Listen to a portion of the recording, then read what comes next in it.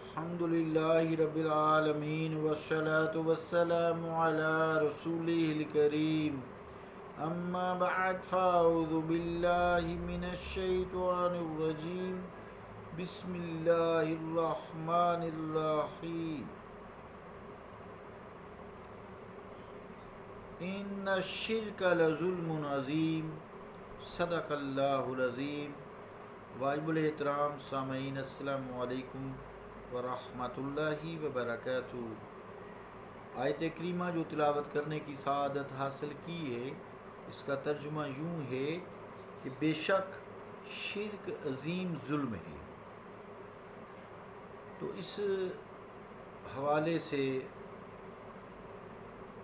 جو گفتگو چل رہی تھی کہ دست بوسی، قدم بوسی شرک نہیں ہے، پھر اولیاء کرام کی تعظیم گھٹانے کے لیے پرویز صاحب نے جو قرآن مجید کی آیات کے غلط ترجمے بیان کر کے ان کی مقبولیت گھٹانے، اللہ کے نیک لوگ ہیں، اللہ کے ولی ہیں، دوست ہیں اللہ تعالیٰ کے، ان پر محض الزام تراشی کی ہے اور قرآن مجید کی آیات کو اپنی ناپاک خواہشات کا جامہ پہنایا ہے۔ اسی طرح جو پرویز صاحب ہیں، انہوں نے ابن عربی رحمۃ اللہ علیہ پر بھی الزام تراشی کی ہے۔ تصوف کے بارے میں پرویز صاحب نے جو کچھ لکھا سو وہ لکھا، وہ بیان ہوا، ہم نے سنایا۔ پھر اسی طرح شفاعت پر گفتگو جو انہوں نے کی، پھر جو معجزات کے متعلق ان کا انداز فکر ہے وہ صریحاً منفی ہے۔ ان کی تصوف کے بارے میں یعنی تزکیہ نفس، اپنے آپ کو پاک کرنا گناہوں سے، نیکیوں کی طرف راغب رکھنا، یہ تصوف کہلاتا ہے۔ تو تصوف کے بارے میں نیک نیتی کی ان سے کیا توقع کی جا سکتی ہے؟ یقیناً نہیں کی جا سکتی، کہ انہوں نے تو اپنے آپ کو پاک نہیں کیا، تو دوسروں کو جو پاک ہیں اور دوسرے لوگوں کو پاک کرتے ہیں، یزکیم، تزکیہ نفس کرتے ہیں، ان کے بارے میں انہوں نے منفی رویہ رکھا ہے اور قرآن مجید کا حوالہ غلط ترجمے کے ساتھ، غلط تعویلات کے ساتھ دیا ہے۔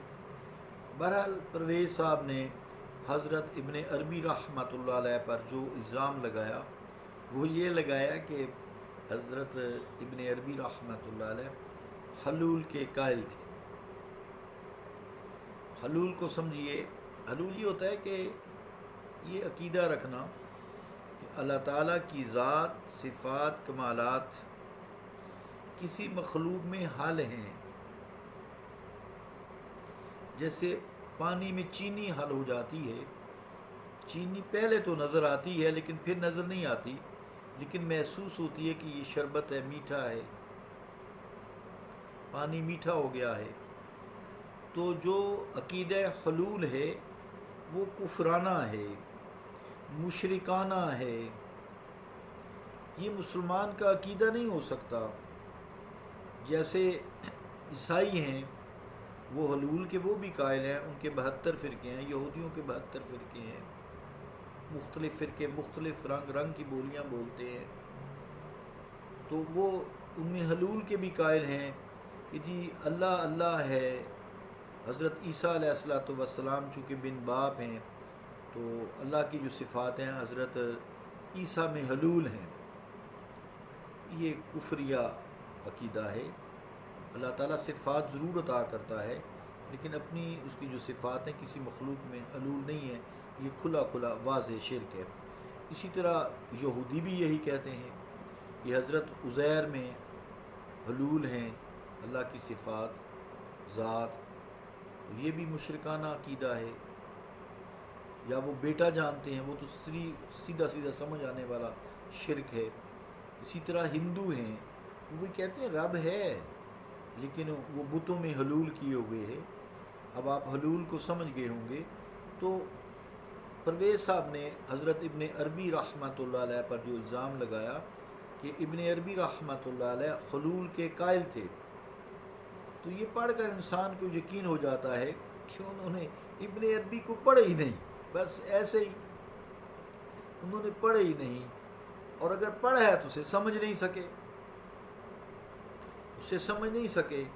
وہ یہ لکھتے ہیں حلول کا عقیدہ بدیہی طور پر کفر دکھائی دیتا ہے، اس لیے وہ تو عام طور پر مستور رہا، لیکن اسے شیخ اکبر محی الدین ابن عربی رحمۃ اللہ علیہ نے ایک بڑی مغالطہ آفرین شکل میں پیش کر دی.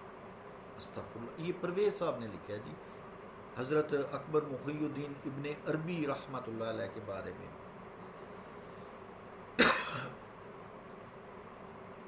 تاکہ لوگوں کی نظروں میں حضرت محی الدین ابن عربی کا جو مقام ہے اسے گرایا جائے اور کافر ثابت کیا جائے.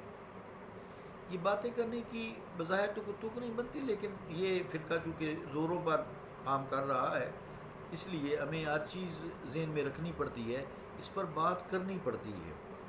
پرویز صاحب نے تو ابن عربی کو حلول کا قائل کہا، جیسا کہ ان کی عبارت ہے، اور اس کا تو حوالہ ہے وہ تصوف کی حقیقت از غلام احمد پرویز 79 پیج مطبوع لاہور.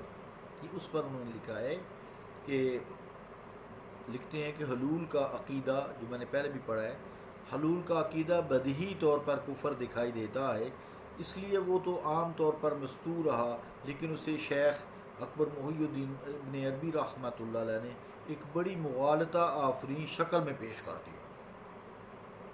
عجیب عبارت لکھی ہے، تو یہ آپ نے سنی بھی ہے 2 دفعہ، مگر یہ سب پرویز صاحب کی الزام تراشی ہے اور بہتان بازی ہے، اس لیے کہ وہ ابن عربی کی کسی عبارت اور نظریہ کا حوالہ بھی نہ دے سکے.